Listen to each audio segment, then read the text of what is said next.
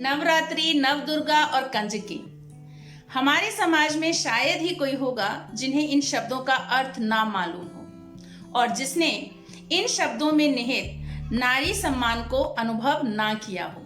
पर दुर्भाग्यवश ऐसे कुछ शब्द ही रह गए हैं जिसमें हम अपने समाज में नारी का सम्मान देख पाते हैं। सालों पहले भ्रूण हत्या पर अपने भावों को कुछ पंक्तियों में लिखा था। आज मैं आपके सामने में उन्हीं पंक्तियों को लेकर आई हूं। एक बार सोचिएगा जरूर कि नारी का सम्मान इन 9 दिनों तक ही रखना है या उससे आगे दायरा बढ़ाना भी है। तो प्रस्तुत है मेरी कविता मेरे आंगन की बेल। बार बार चाहा कि मेरे आंगन की बेल, बार बार चाहा कि मेरे आंगन की बेल मेरी चौखट तक बढ़े।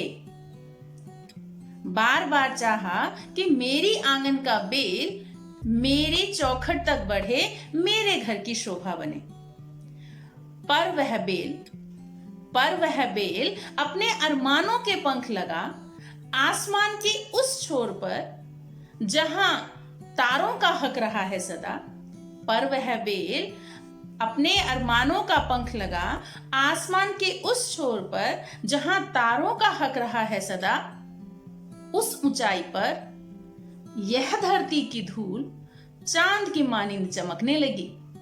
उस ऊंचाई पर यह धरती की धूल चांद की मानिंद चमकने लगी, बिना यह सोचे कि स्त्रीलिंग का बीज तो पनपने से पहले ही गला दिया जाता है, कि स्त्रीलिंग का बीज तो पनपने से पहले ही गला दिया जाता है। आखिर पुरुष प्रधानता का भी तो ध्यान रखना पड़ता है। आखिर पुरुष प्रधानता का भी तो ध्यान रखना पड़ता है। पर यह बेल बढ़ती रही, खिलती रही, सूरज से ज्योत, हवा से ओज, सागर से उमंग और धरती से संयम लेकर वो बढ़ती रही।